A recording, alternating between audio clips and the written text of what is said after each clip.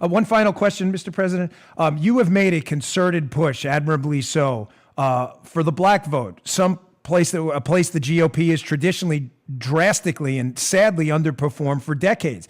I believe you're making a lot of headway. We've seen down in Florida, for instance, Governor DeSantis, who I know you supported, me as well, disclosure. Right. He made a big push for school choice and did remarkably well amongst black female voters who obviously had an interest in this issue. He's great. What else? Do you have anything else planned for any further initiatives to recruit the black vote and do some outreach into a community we've traditionally done pretty poorly with? Well, I think I've done more for the African-American vote maybe than any other president in history. Criminal justice reform. That was me, nobody else. They couldn't get it. Obama couldn't get it. Bush couldn't get it. Nobody could get it. And I got criminal justice reform. And I have conservatives and liberals in that deal. That was very bipartisan.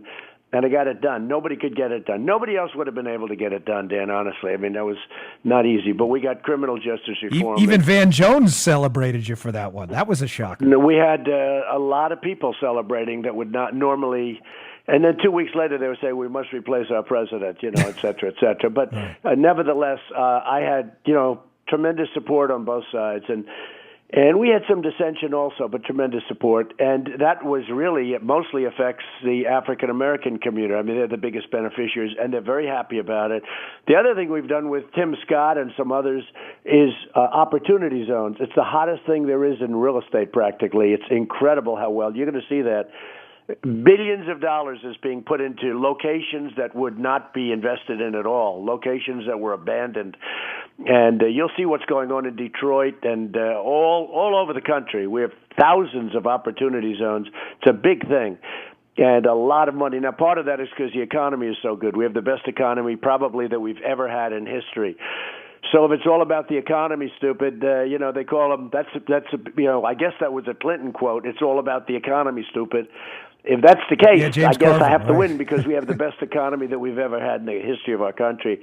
And the other thing, as you know, is unemployment numbers for Black, Hispanic, Asian, but the unemployment numbers for the African Americans it's the best ever in history by far.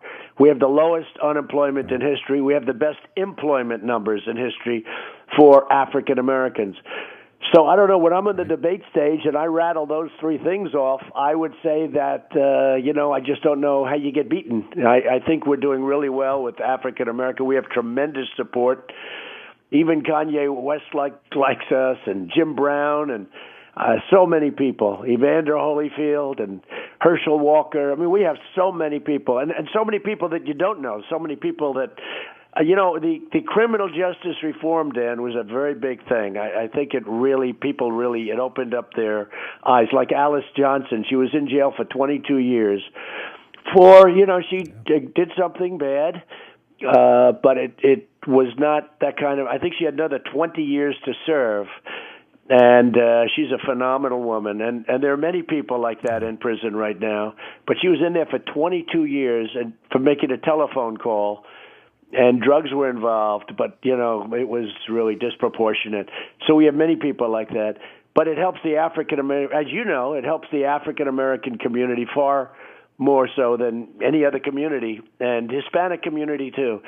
And getting criminal justice reform passed was a very big thing. So I think people appreciate it. Yeah.